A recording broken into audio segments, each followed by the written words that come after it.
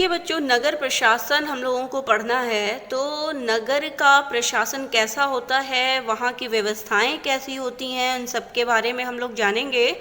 तो एक गांव के मुकाबले देखा जाए तो नगर जो होता है वो बहुत ही बड़ा होता है और गांव की अपेक्षा, ठीक है, यानी गांव उतना बड़ा नहीं होता है जितना बड़ा नगर होता है, ठीक है। नगर में जनसंख्याएं भी ज़्यादा होती हैं। तो इस तरह से देखा जाए तो नगर बहुत बड़ा होता है, नगर जिसको हम शहर कहते हैं, और अधिक फैला हुआ होता है, ठीक है। शहर की गलियां ज़्यादा चौड़ी होती हैं, यहाँ के बाज़ारों में ज़्यादा भीड़ भाड़ भी होती है, और पानी और बिजली की सुविधाएं भी अच्छी होती हैं, अस्पताल होते हैं, यहाँ बहुत ज़्यादा वाहन होते हैं, यानी कि जो गाड़ी आवागमन होता है वो ज़्यादा होता है, यातायात को नियंत्रित करना पड़ता है यहाँ पर। क्या आपने कभी सोचा है कि ये सब इतने सुचारू रूप से कैसे चलता है, कैसे चलता है? कभी आप लोगों ने जोर दिया है इस बात पर? तो कौन सी संस्था इन सब के लिए जिम्मेदार होती है? कैसे निर्णय लिए जाते हैं, कैसे योजनाएं बनाई जाती हैं, कौन लोग हैं जो ये सारा काम करते हैं? तो चलिए इस चैप्टर में हम लोग यही जानेंगे। आइए उत्तर ढूंढने की कोशिश करते हैं। तो चलिए देखिए बच्चों, ये बहुत सुंदर चित्र बना हुआ है और चित्र के माध्यम से आपको ये बताया जा रहा है कि कुछ शहर के बच्चे हैं जो आपस में खेल रहे हैं, ठीक है। क्या खेल रहे हैं? इसके हाथ में बैट है, इसका मतलब कि ये बच्चे क्रिकेट खेल रहे हैं, है ना। तो ये क्रिकेट खेल रहे हैं, तो इनके साथ क्या क्या हो रहा है उसके बारे में हम लोग पढ़ेंगे। तो देखिए, इतवार की एक अलसाई हुई दोपहर थी, ठीक है, यानी दोपहर का समय था, और उस दोपहर के समय में देखा जाए तो जब माला और उसके साथी शंकर, जहांगीर और रेहाना, ठीक है, ये इनके साथी हैं, माला है, शंकर है, जहांगीर है, रेहाना है, और बहुत सारे बच्चे होंगे साथ में। तो कुछ बच्चों का यहाँ नाम दिया हुआ है। तो ये सारे बच्चे क्या कर रहे हैं? क्रिकेट खेल रहे हैं। शंकर ने बड़ा अच्छा ओवर फेंका था और रेहाना आउट होते होते बची थी। रेहाना के आउट न होने से शंकर हताश हो रहा था, यानी शंकर ये सोच रहा था कि रेहाना जल्दी से आउट क्यों नहीं हो रही है, ठीक है, वो आउट करना चाहता था उसको। लेकिन रेहाना जो थी वो बहुत अच्छी बल्लेबाज थी, बहुत ही अच्छा क्रिकेट खेलती थी, तो वो जल्दी वो नहीं होती थी, आउट नहीं होती थी, ठीक है। तो इसलिए उसने इस उम्मीद से कि वह कैच आउट हो जाएगी, उसने क्या किया, शंकर ने इस उम्मीद से बॉल फेंका कि वो आउट हो जाएगी। तो क्या हुआ कि एक बॉल ऐसा फेंका कि उसका उल्टा हुआ। क्या हुआ? रेहाना ने इतनी तेजी से बल्ला घुमाया कि गेंद ऊपर गई और गली की ट्यूबलाइट टूट गई। देखिए बच्चों, बच्चे गली में खेल रहे थे, यानी शहर में कॉलोनी होता है ना, तो उस कॉलोनी की तरह लोग अलग अलग एक ग्रुप बना करके बच्चे खेलते रहते हैं। तो इस तरह से बच्चे खेल रहे थे और उस खेल में क्या हुआ कि रेहाना ने ऐसा बल्ला मारा कि उस गली की जो ट्यूबलाइट थी वो टूट गई। रेहाना चिल्लाई, अरे ये मैंने क्या कर दिया। तो देखिए बच्चों, इसके आगे क्या है, ये मैंने क्या कर दिया। तो शंकर टपाक से बोला, क्या बोलता है वो, कि अरे हम ये नियम बनाना भूल गए थे कि अगर तुम्हारी गेंद से गली की ट्यूबलाइट टूट जाएगी तो तुम आउट मानी जाओगी। क्योंकि वो क्या था, वो आउट करना चाहता था इसको हमेशा, इसलिए वो बल्ला तेजी से फेंका, और जैसे ही उसने तेज बल्ला फेंका तो रेहाना ने भी बहुत तेजी से मारा, जिसकी वजह से उस गली की ट्यूबलाइट टूट गई। तो तुम आउट मानी जाओगी। फिर उसके बाद तीनों ने ही शंकर को विकेट की चिंता छोड़ने के लिए कहा कि तुमको विकेट की चिंता हो रही है और यहाँ पर तो ये बड़ा नुकसान हो गया है।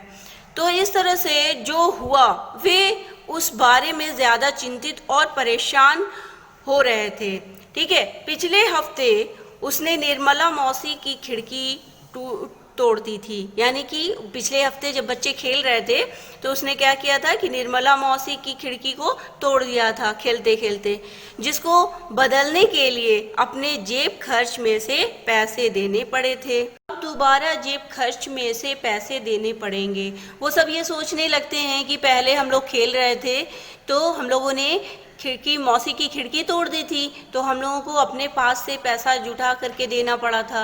लेकिन अब क्या होगा, अब हमने क्या किया, गली की ट्यूबलाइट तोड़ दी है, तो अब हमको फिर से जेब खर्च के लिए पैसा जुटा करके देना पड़ेगा। ठीक है, तो इस तरह से बच्चे बहुत परेशान होने लगते हैं। ठीक है, तो गली की ट्यूबलाइट बदलता कौन है, उसने सोचने लगे वो बच्चे कि आखिर हम पैसा अगर देंगे तो किसको देंगे। ठीक है, गली की ट्यूबलाइट कौन बदलता है। माला का घर सबसे पास था, तो चारों भाग करके माला के घर गए और उसकी माँ को सब कुछ बता दिया। जैसी जैसी घटनाएं उनके साथ हुई, उन बच्चों ने क्या किया, पूरी बात माला की माँ को बताया। बस यही मालूम है कि उसने क्या किया, माला की माँ को जब बताया तो सारी बात जब माला की माँ ने सुना तो कहा कि उन्हें इस बारे में कुछ खास तो नहीं पता है, बस यही मालूम है कि ये नगर निगम की जिम्मेदारी होती है। यानी नगर में अगर गली में मोहल्ले में कुछ टूटता फूटता है तो उसकी जिम्मेदारी जो होती है वो नगर निगम की होती है। उन्होंने सुझाया यानी कि उन्होंने बताया कि यास्मीन खाला से पूछना चाहिए।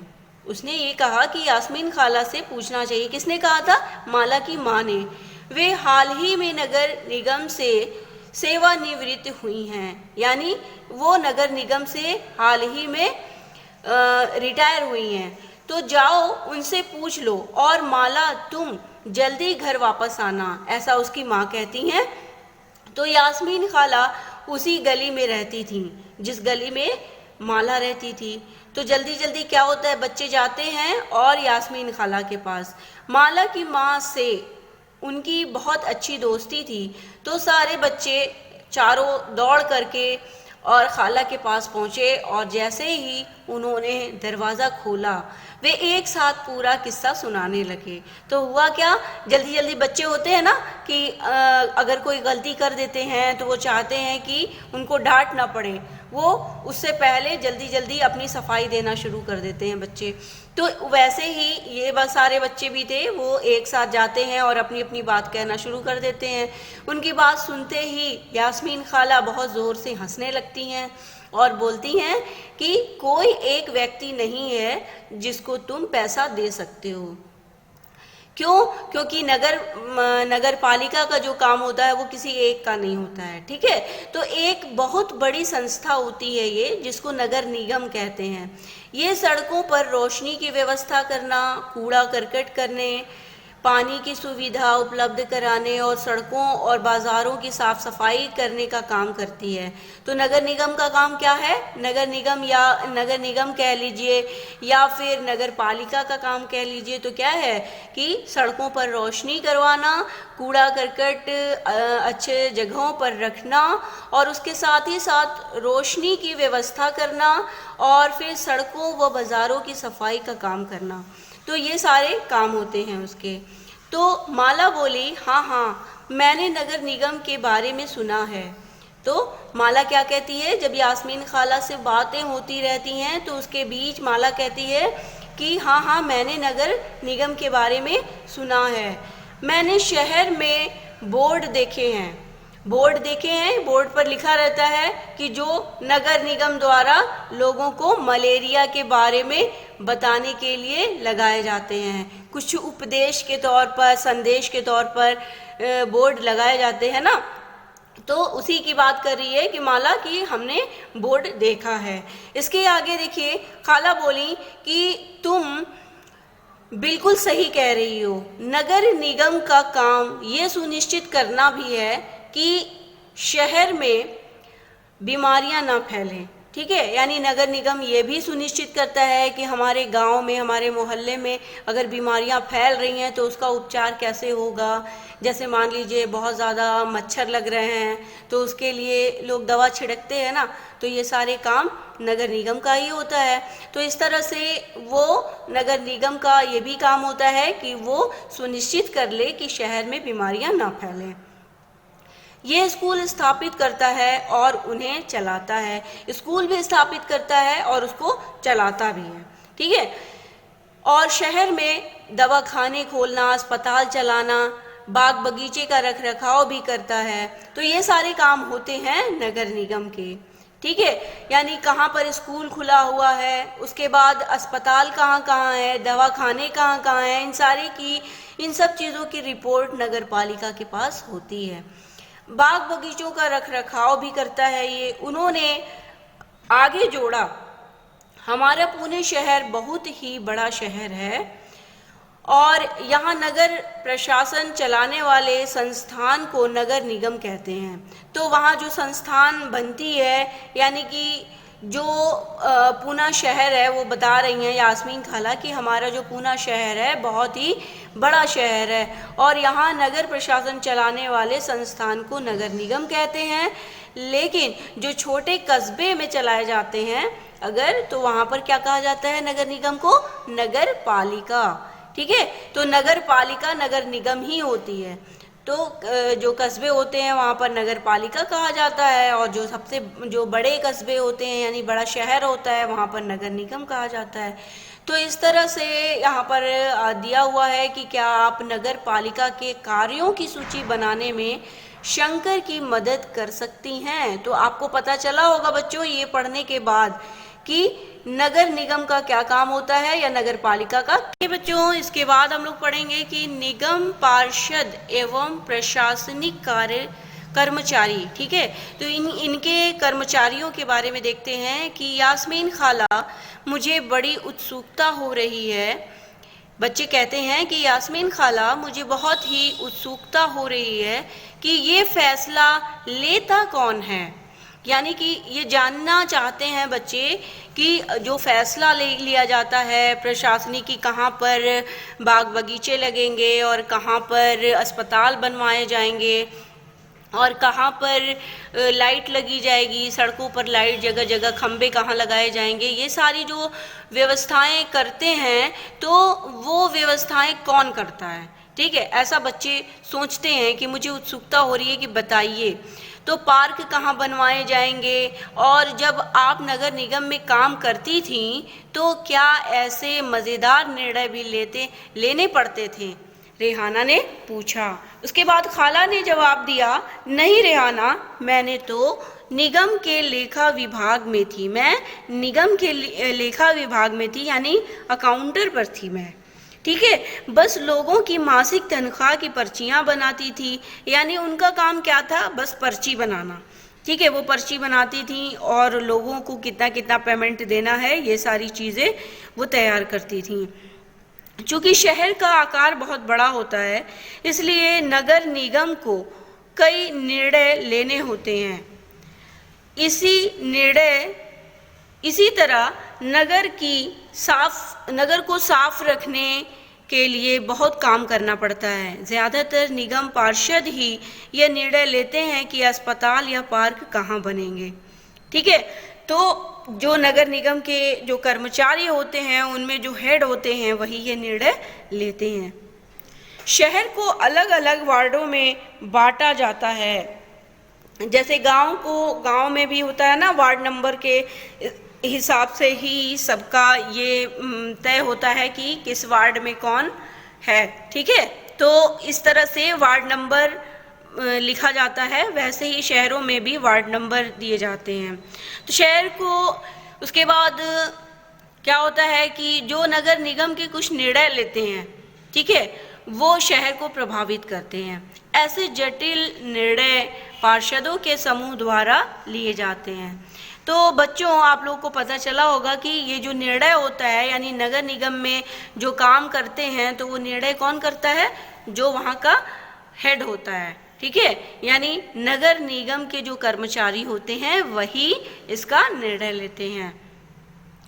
उदाहरण के लिए एक बस स्टैंड को बेहतर बनाना है या किसी भीड़ भाड़ वाले बाजार का कचरा ज्यादा नियमित रूप से साफ करना है या फिर शहर के मुख्य नाले की सफाई होनी है, तो पार्षदों की समितियां ही पानी, कचरा जमा करने और सड़कों पर रोशनी आदि की व्यवस्था करती हैं। तो ये काम जो होता है वो निगम पार्षद का होता है। ठीक है, यानी जो हमने अभी आपको बताया ना कि हम लोग क्या पढ़ रहे थे निगम पार्षद के बारे में, तो उन्हीं का ये काम होता है। ऊपर देखिए बच्चों, आपको मिलेगा कि निम्नलिखित वाक्यों के खाली स्थान भरिए।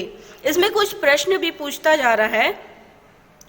पंचायत के चुने हुए सदस्यों को पंचायत क्या कहा जाता है? ठीक है, तो जो पंचायती प्रमुख होते हैं, जो पंचायत के चुने हुए सदस्य होते हैं, उनको क्या कहा जाता है ये आपको बताना है। शहर विभिन्न भागों में बटा हुआ होता है। ठीक है, विभिन्न किस भागों में हमने यहाँ भर दिया है, तो आप अपनी किताब में अपने मन से लिखिएगा इसको कि क्या होता है। ठीक, नगर निगम के चुने हुए सदस्यों को क्या कहते हैं? ठीक है, नगर निगम के चुने हुए सदस्यों को क्या कहते हैं? देखिए बच्चों, ये जो भरा है वो कुछ गलत भी है, तो आप लोग इसको देख करके नहीं भरिएगा। ठीक है, इसमें कुछ गलतियां हैं जो भरा गया है। ये किसी बच्चे का था जिसे मैं आपको बता रही हूँ, तो ये कुछ गलत भरा हुआ है, तो आप अपना ध्यान से देखिएगा और समझ में आए तो भरिएगा, नहीं तो इसको छोड़ सकते हैं आप।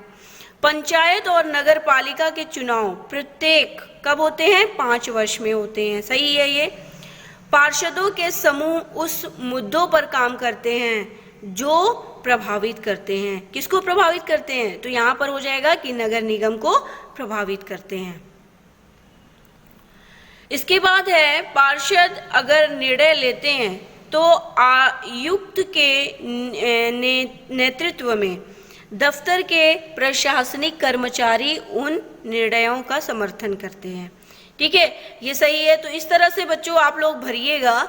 जब एक वार्ड के अंदर की समस्या होती है तो वार्ड के लोग पार्षद से संपर्क करते हैं। ठीक है, यानी कि उस व्यक्ति से संपर्क करते हैं जो समस्या का हल करते हैं।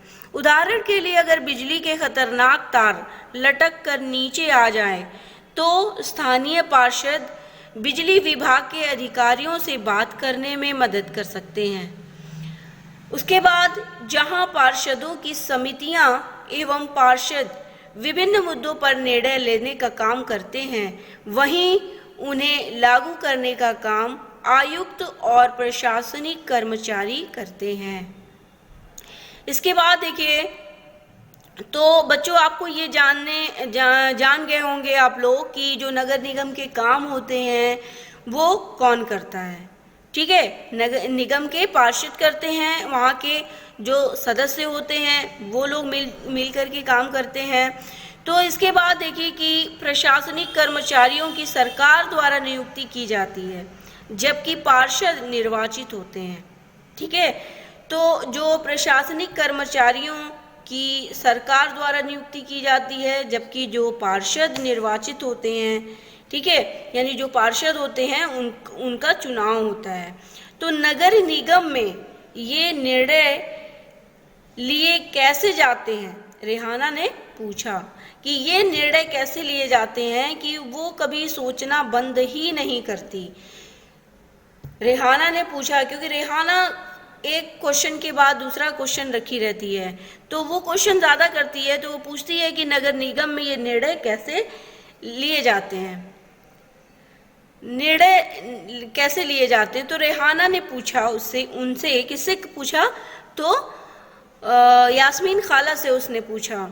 तो इस तरह से वो कुछ ना कुछ क्वेश्चन पूछती रहती है अपनी खाला से और जानने की कोशिश। देखिए बच्चों के सवालों से खुश होते हुए यास्मीन खाला ने जवाब दिया। यास्मीन खाला जब बच्चे सवाल पूछ रहे थे यास्मीन खाला से, तो यास्मीन खाला को बहुत अच्छा लग रहा था और वो उन बच्चों से बहुत खुश थी और खुश होते हुए उन्होंने जवाब दिया कि सारे वार्ड के पार्षद मिलते हैं और सबकी सम्मिलित राय से एक बजट बनाया जाता है। एक बजट बनाया जाता है, यानी बच्चों ये क्या बोल रही हैं कि सारे वार्ड के जो पार्षद मिलते हैं, सभी पार्षद यानी सभी वार्ड के सदस्य मिलते हैं और वो सदस्य मिल करके एक राय रखते हैं, ठीक है, अपनी एक राय बनाते हैं। उसी बजट के अनुसार पैसा खर्च किया जाता है। तो पार्षद ये प्रयास करते हैं कि उनके वार्ड की विशिष्ट ज़रूरतें परिषद के सामने रखी जा सके, यानी उनके जो जिस पार्षद के सदस्य होते हैं वो ये कोशिश करते हैं कि किस तरह से हमारे वार्ड में क्या क्या कमियां रह गई हैं और उन कमियों को कैसे दूर किया जाएगा, इसका वो सामना करते हैं। यानी कि जो भी ज़रूरतें होती हैं उसको वो सामने रखते हैं। फिर ये निर्णय प्रशासनिक कर्मचारियों द्वारा क्रियान्वित किए जाते हैं। जो प्रशासनिक कर्मचारी होते हैं वो ये इनके पास जाता है ये, और वो इस पर काम करते हैं। और खाला बड़ी खुश थी क्योंकि किसी बड़े व्यक्ति ने तो आज तक उनके काम के बारे में कुछ पूछा नहीं था। अब बच्चे जब पूछ रहे हैं तो खाला को खुशी तो होगी ना। इस वजह से बच्चे जब पूछ रहे थे तो यास्मीन खाला जो थी वो बहुत ज़्यादा खुश हो रही थी। नगर निगम को पैसा कहाँ से मिलता है, तो इसके बारे में हम लोग जानते हैं कि नगर निगम को पैसा कहाँ से मिलता है। इतने सारे काम करने के लिए बहुत सारा पैसा चाहिए। निगम ये राशि अलग अलग तरीकों से इकट्ठा करता है। अलग अलग तरीकों से कैसे इकट्ठा करता है, इस राशि का बड़ा भाग लोगों द्वारा दिए गए कर से आता है, यानी जो टैक्स लगते हैं ना उसके माध्यम से आता है। कर वो राशि है जो लोग सरकार द्वारा उपलब्ध कराई गई सुविधाओं के लिए सरकार को देते हैं। तो सरकार आप जानते ही हैं कि जगह जगह टैक्स लेती है, तो वही टैक्स के माध्यम से वो जो टैक्स होते हैं वो सरकार को जाते हैं, तो सरकार उनको देती है। जिन लोगों के अपने घर होते हैं उन्हें संपत्ति कर देना होता है, और साथ ही पानी, उसके साथ ही साथ अन्य सुविधाओं के लिए भी जो टैक्स लगते हैं। जितना बड़ा घर उतना ज़्यादा टैक्स।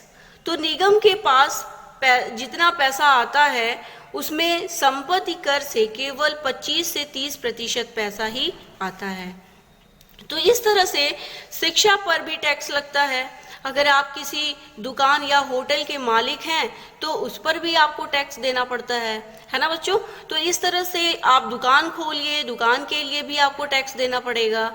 तो अगली बार जब आप सिनेमा देखने जाएंगे तो टिकट पर ध्यान से देखिएगा। क्या होता है, हमें मनोरंजन के लिए भी टैक्स देना पड़ता है, ठीक है। यानी अगर आप फिल्म देखने जाइए तो भी आपको टैक्स देना पड़ेगा, और टैक्स का चार्ज वो टिकट पर लिखते हैं, ठीक है। इस तरह से अमीर लोग संपत्ति कर देते हैं, वहीं जनसंख्या का एक बड़ा हिस्सा होता है जो सामान्य तरह के कर अधिक लेता है। तो इस तरह से वो टैक्स के माध्यम से अपना पैसा इकट्ठा करते हैं और विभिन्न प्रकार के जो वार्ड होते हैं उसके काम में आते हैं। इसके बाद हम लोग पढ़ेंगे, शंकर ने बड़ी उत्सुकता से पूछा, अपना शहर तो इतना बड़ा है, इसकी देखभाल के लिए बहुत लोगों की ज़रूरत पड़ती होगी। तो शंकर यास्मीन खाला से पूछता है कि अपना शहर तो इतना ज़्यादा बड़ा है तो इसको क्या है, इसकी देखभाल करने के लिए बहुत लोगों की ज़रूरत पड़ती होगी। खाला, तब तो नगर निगम में ढेर सारे लोग काम करते होंगे। तो शंकर क्या कहता है कि खाला, तब तो नगर निगम में बहुत ज़्यादा लोग काम करते होंगे। वो अब तक क्रिकेट के मैच और अपने अधूरे ओवर की बात बिल्कुल भूल चुका था, ठीक है। यानी कि शंकर ने जब यास्मीन खाला से बात करना शुरू किया तो वो ये भूल गया था अपने क्रिकेट के बारे में, ठीक है। तो वो अब नगर निगम के बारे में पूछताछ करने लगा यास्मीन खाला से। तो यास्मीन खाला कहती हैं, दरअसल शहर में काम को अलग अलग विभागों में बांट देते हैं। ठीक है, जैसे जल विभाग होता है, कचरा जमा करने का विभाग है, बागों की देखभाल का विभाग है। तो इस तरह से सबका काम अलग अलग बांट दिया जाता है, तब जा कर के ये काम जो होते हैं बहुत ही आसानी से हो जाते हैं। तो इस तरह से बागों की देखभाल का विभाग, सड़क व्यवस्था का विभाग, इस तरह से बहुत सारे विभाग बनाए जाते हैं और सब कर्मचारियों को अलग अलग बांटा जाता है। ठीक है, और उस हिसाब से वो अपना काम करते हैं। मैं नगर निगम के सफाई विभाग में थी, उसी के लेखा विभाग में हिसाब किताब का काम करती थी। तो यास्मीन खाला कहती हैं कि मैं जो काम करती थी वो नगर निगम के सफाई विभाग में थी और लेखा जोखा का काम करती थी। ठीक है, हिसाब किताब का। खाला बड़े इत्मीनान से बता रही थी। फिर बच्चों के खाने के लिए रसोई से कबाब लाने चल पड़ी। तो बच्चों के लिए कुछ खाने के लिए लेके गई तो जहांगीर ने रसोई में खड़े खड़े तेज़ी से अपने कबाब खा लिए। ठीक है, तो उस मतलब ये बच्चों का दिखा रहा है कि कुछ बच्चे बहुत चंचल होते हैं। तो जहांगीर जो था वो रसोई के अंदर चला गया और वहीं जा कर के वो जल्दी जल्दी अपने कबाब का हिस्सा खा लिया। फिर ऊंची आवाज़ में वहीं से बोला, यास्मीन खाला, नगर निगम जिस कूड़े कचरे को इकट्ठा करता है वह जाता कहाँ है? ठीक है, तो अब किसने पूछा? जहांगीर ने पूछा। किससे पूछा? तो यास्मीन खाला से पूछता है जहांगीर की खाला ये बताइए कि जो कचरा जाता है, जो इकट्ठा यहाँ से जो नगर निगम के जो कचरे निकलते हैं, वह कचरे आखिर जाते कहाँ हैं? तो बाकी बच्चे अभी कबाब खा ही रहे थे। यास्मीन खाला ने बताना शुरू किया। इस सवाल का जवाब बड़ा मज़ेदार है। जैसा कि तुम जानते हो कि कचरा लगभग हर गली में ही फैला रहता है। पहले हमारे पड़ोस का भी यही हाल था, चारों तरफ कूड़ा फैला रहता था। अगर कूड़े को इकट्ठा करके हटाया न जाए तो मक्खियाँ भिनभिनाती रहती हैं और साथ ही क्या होता है, आसपास कुत्ते चूहे ये सारी चीज़ें दिखाई देने लगती। कुत्ते और चूहे वगैरह बहुत सारे जानवर आकर के वहाँ पर जमावड़ा बना देते हैं, है ना, यानी इकट्ठा हो जाते हैं और गंदगी को फैलाने लगते हैं, कूड़ा करकट फैलाने लगते हैं। आप लोगों ने देखा भी होगा कि जहाँ पर सड़क के किनारे गंदगी होती है वहाँ कुछ कुत्ते इकट्ठा हो जाते हैं और उस कूड़े को फैलाना शुरू कर देते हैं। तो इस तरह से बदबू से क्या होता है, बीमारी भी पड़ जाती है, यानी बीमार भी लोग पड़ जाते हैं। बदबू होती है जिसकी वजह से बहुत सारे लोग बीमार पड़ जाते हैं। एक और बुरी बात ये थी कि बच्चों ने गली में क्रिकेट खेलना छोड़ दिया था, क्योंकि उनके घर वालों को यही डर लगता रहता था कि गली में अधिक समय रहने से बच्चे बीमार ना पड़ जाएं।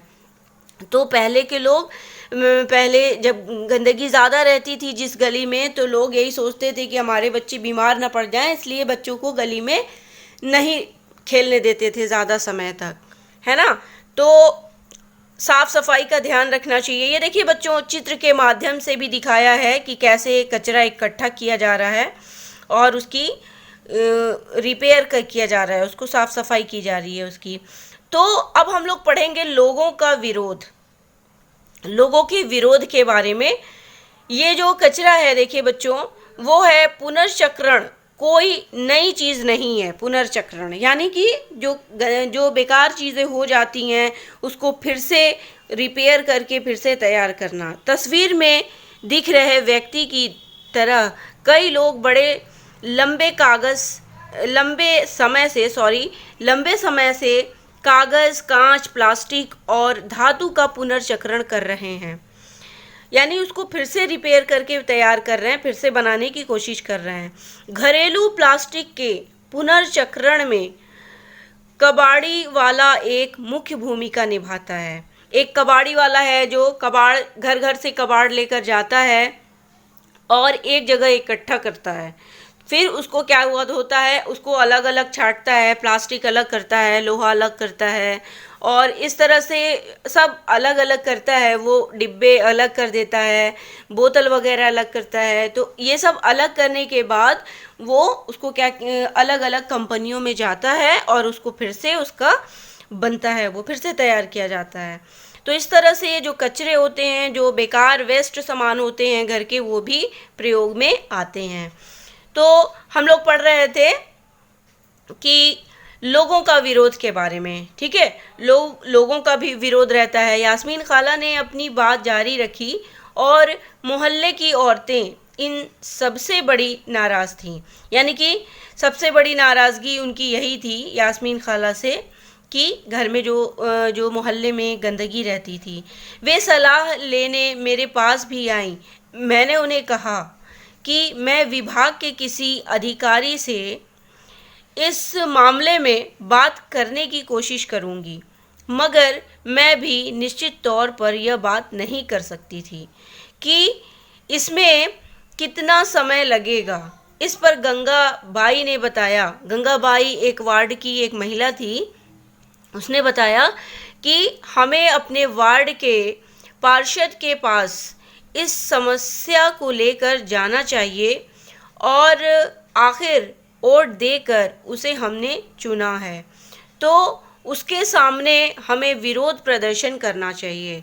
तो गंगाबाई ने बताया कि ऐसा है कि हमको, जिसको हम लोगों ने चुना है, उसके पास हमको जाना चाहिए और अपना विरोध बताना चाहिए, ठीक है।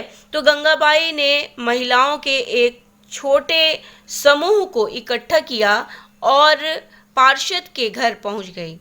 सभी औरतें घर के सामने जाकर नारे लगाने लगीं। यानी क्या करने लगीं वो लोग कि प्रदर्शन करना शुरू कर दी, नारे लगाने लगीं और पार्षद घर के बाहर निकले और उन्होंने उनकी समस्या के बारे में पूछा। तो उसके बाद जहाँ पर देखिए जो मुखिया रहता है उसका ज़्यादा काम रहता है, तो उसके घर जा कर के जब ये लोग प्रदर्शन करना शुरू कर दिए तो वो पार्षद बाहर निकला और गंगाबाई ने अपने मोहल्ले की हालत ख़राब बयान की, ठीक है। गंगाबाई ने बताया कि हमारे मोहल्ले में ऐसी ऐसी समस्याएं हैं, कृपया उन समस्याओं को हल करें, ठीक है।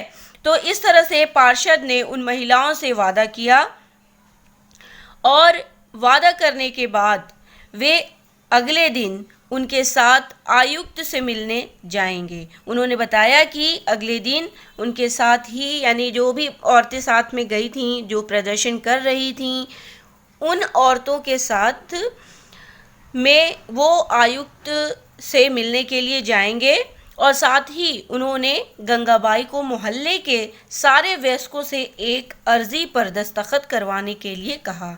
यानी एक लिखित रूप से भी उन्होंने कहा कि आप लोग लिखित रूप से दे दीजिए, उसी को कहते हैं अर्जी। अर्जी पर दस्तखत करवाने के लिए कहा। अर्जी यह थी कि उनके मोहल्ले में कचरा उठाने की नियमित व्यवस्था की जाए।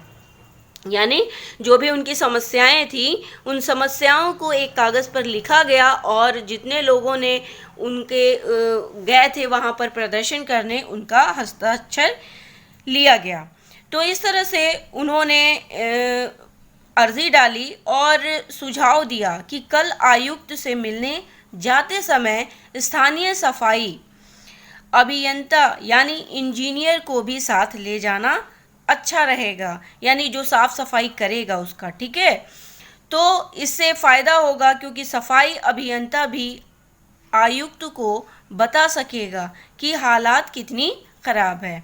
तो इसके बाद उस दिन क्या हुआ कि पूरी शाम बच्चे घर घर का चक्कर लगाते रहे ताकि अर्जी पर ज़्यादा से ज़्यादा परिवारों के लोगों के दस्तखत लिए जा सके। अगली सुबह बहुत बड़ी संख्या में महिलाएं, पार्षद, सफाई अभियंता इन सब के साथ नगर निगम के दफ्तर गई। ये सब एक साथ होकर के नगर निगम के दफ्तर गए।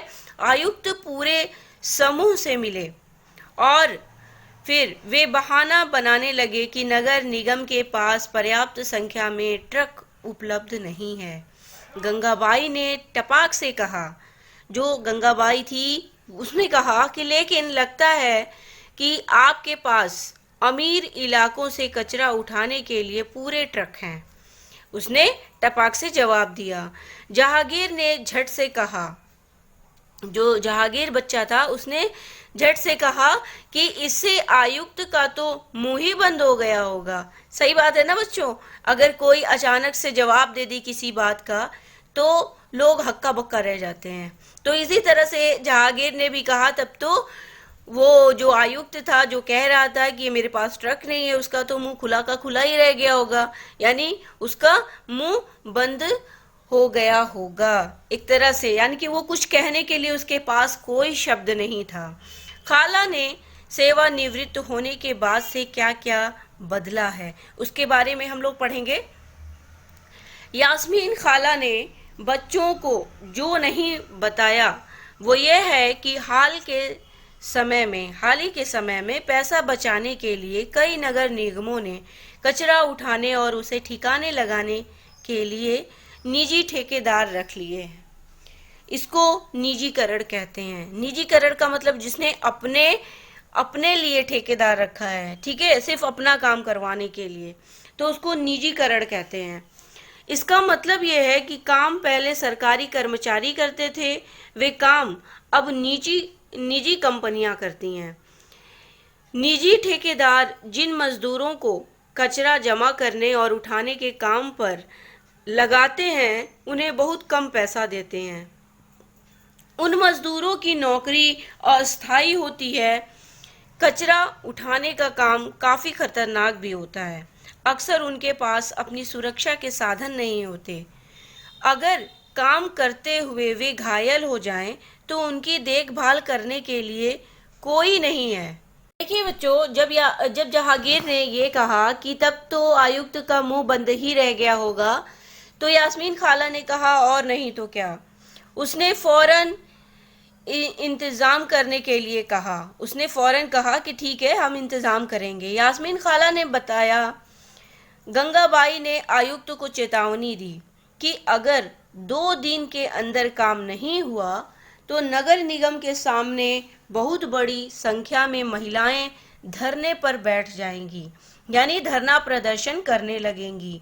ठीक है, धरना प्रदर्शन कब किया जाता है? जब अपनी मांग की जाती है, हमको इस चीज की समस्या है, उस समस्याओं को गवर्नमेंट समझे, तो इस वजह से ये धरना दिया जाता है। तो इस तरह से वो गंगाबाई ने कहा कि यदि ऐसा काम नहीं हुआ तो बड़ी संख्या में महिलाएं इकट्ठा होंगी और धरना प्रदर्शन करने लगेंगी।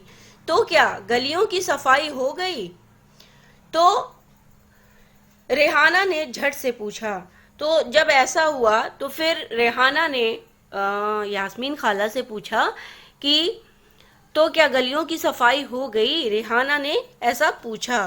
तो कभी चीजों को अधूरा नहीं छोड़ती थी वो। कभी भी रेहाना जो थी वो ज्यादा क्वेश्चन करती थी, कभी भी अपने क्वेश्चन को अधूरा नहीं छोड़ती थी, वो किसी काम को अधूरा नहीं करती थी। 2 दिन तक कुछ भी नहीं हुआ। यास्मीन खाला ने कहा कि 2 दिन तक तो कुछ भी नहीं हुआ। वो तो जब एक बहुत बड़े समूह ने विरोध प्रदर्शन किया, फिर क्या हुआ कि बहुत बड़े समूह ने विरोध प्रदर्शन किया, जोरदार नारे लगाए गए, तब जाकर के बात बनी। अब मोहल्ले की सफाई नियमित रूप से होने लगी है। देखिए बच्चों, गंगाबाई किस बात का विरोध कर रही थी? आपको पता है ना कि जब आयुक्त ने कहा कि हमारे पास ट्रक नहीं है तो उसने उसका विरोध किया और विरोध करते हुए बताया कि अमीर लोगों के लिए आपके पास बहुत सारे ट्रक मिलेंगे। इस तरह से उसने व्यंग किया। ठीक है, तो आपके हिसाब से गंगाबाई ने पार्षद के पास जाने की बात क्यों सोची? आप सोचिए क्यों सोची? क्योंकि गंगाबाई ने कहा कि जब हम पार्षद के पास जाएंगे तभी हमारी जो समस्याएं हैं वो हल हो पाएंगी। जब आयुक्त ने ये कहा कि शहर में ट्रकों की संख्या पर्याप्त नहीं है तो गंगाबाई ने क्या कहा? अभी हमने आपको बताया है कि गंगाबाई ने कहा कि अमीर लोगों के लिए तो आपके पास बहुत सारे ट्रक होंगे।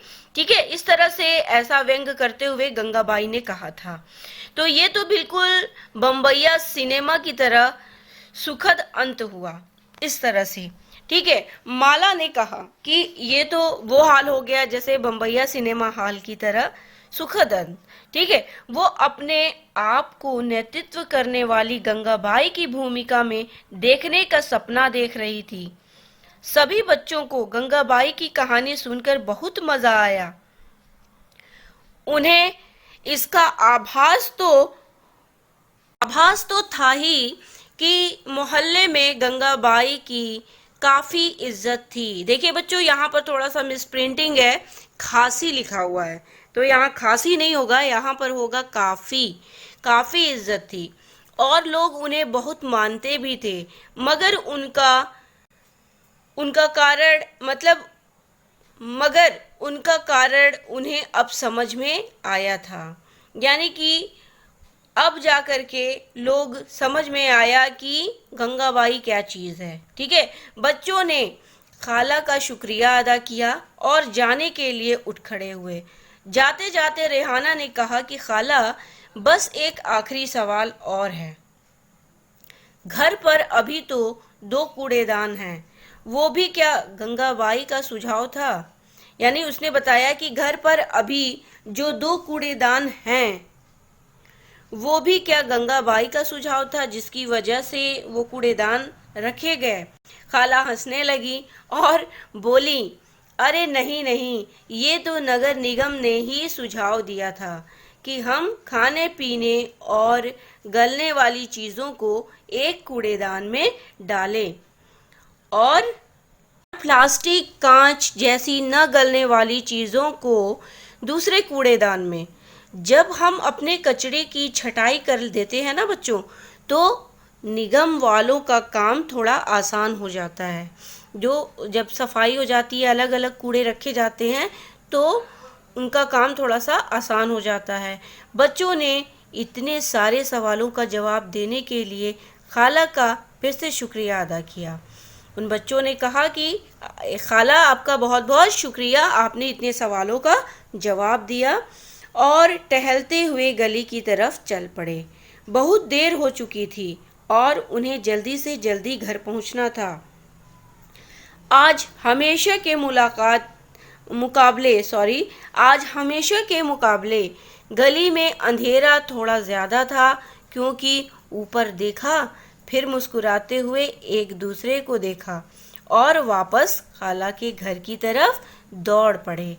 ठीक है, यानी कि उसने ये देखा कि गली में बहुत ज़्यादा अंधेरा हो गया है, तो उसने अपनी बात तो कही नहीं, तो इस वजह से देखे और फिर वापस खाला की तरफ दौड़ पड़े। इसके बाद हम लोग अभी यहाँ पर बंद करते हैं, कुछ इधर ध्यान देते हैं बच्चों कि ये क्या चीज़ है जो बॉक्स में दिया हुआ है। उसके बारे में हम लोग पढ़ते हैं कि 1994 में सूरत शहर में भयंकर प्लेग फैला हुआ था। कब की बात कर रहा है? 1994 की। सूरत भारत के सबसे गंदे शहरों में से एक था, यानी बहुत ज़्यादा वहाँ कचरा, गंदगी ज़्यादा फैली रहती थी। लोग घरों का और होटलों का भी कूड़ा कचरा पास की नाली में या सड़क पर ही फेंक देते थे। इससे सफाई कर्मचारियों को कूड़ा कचरा उठाने और उसे ठिकाने लगाने में काफ़ी मुश्किल होती थी। ऊपर से नगर निगम अपना काम नियमित रूप से नहीं कर रही थी। इससे क्या हुआ, जिससे कि स्थिति और भी बदतर हो गई थी। तो इस तरह से देखा जाए अगर, तो 1994 की बात की जा रही है सूरत की, कि वो सूरत में प्लेग रोग फैला हुआ था। क्यों प्लेग रोग हुआ था? गंदगी के कारण। ठीक है, प्लेग हवा के ज़रिए फैलता है, तो गंदगी ज़्यादा थी, तो जब हवा चली तो गंदगी से ही वो प्लेग रोग जो था वो ज़्यादातर फैलना शुरू हो गया। जिन लोगों को प्लेग हो जाए उन्हें दूसरों से अलग रखना पड़ता है। सूरत में उस साल बहुत से लोगों ने अपनी जान गंवाई। करीब 3 लाख से अधिक लोगों को शहर छोड़ना पड़ा। देखिए बच्चों, कितना भयंकर स्थिति हो गई थी वहाँ की। तो गंदगी का मुख्य कारण होता है बीमारी, ठीक है ना। अगर आप गंदगी ज़्यादा रखिएगा तो बीमारियां भी ज़्यादा फैलेंगी। इससे बेहतर है कि हम अपने घर के आसपास में सफाई रखें, ठीक है, कम से कम अपना दरवाज़ा साफ रखें। तो प्लेग के डर ने यह अनिवार्य कर दिया कि नगर पालिका मुस्तैदी से काम करे, यानी सही तरीके से काम करे, समय समय पर सारे शहर की अच्छी तरह से सफाई हुई। आज की तारीख में चंडीगढ़ के बाद भारत के सबसे साफ शहरों में दूसरा स्थान सूरत का है। तो पहले की स्थिति देखिए 1994 की बात थी, लेकिन अब क्या है, चंडीगढ़ सबसे साफ सफाई वाला शहर माना जाता है और उसके बाद जो है वो दूसरे नंबर पे सूरत है। तो सूरत को भी दूसरे नंबर पे साफ सफाई वाला देश माना जाता है, यानी वो साफ सफाई वाला शहर है। क्या आप जानती हैं कि आपके मोहल्ले में कब और कितनी बार कूड़ा उठाया जाता है? क्या आपको लगता है कि सभी मोहल्ले में उतनी ही बार कूड़ा उठाया जाता है जितनी बार आपके मोहल्ले में उठाया जाता है? ठीक है, तो ऐसा नहीं है। ये क्वेश्चन पूछा जा रहा है कि क्या आप जानती हैं कि आपके मोहल्ले में जो कूड़ा उठाया जाता है वो कितनी बार उठाया जाता है? तो मुश्किल से मेरे समझ से डेली अगर कहा जाए तो एक ही बार कूड़ा उठता है ना बच्चों। तो क्या आपको लगता है कि सभी मोहल्ले में ही उतनी ही बार कूड़ा उठाया जाता है? ज़रूरी नहीं है, क्योंकि कभी कभी ऐसा भी होता है कि कुछ मोहल्ले के कूड़े 1 दिन 2 दिन पड़े रहते हैं, क्योंकि वहाँ के पार्षदों में जो वहाँ के कर्मचारी होते हैं उनकी जिम्मेदारी होती है ना। अब वो अपना काम सही ढंग से नहीं करेंगे तो कूड़ा पड़ा ही रहेगा। तो यदि नहीं तो क्यों, इसके बारे में हम लोग चर्चा करेंगे।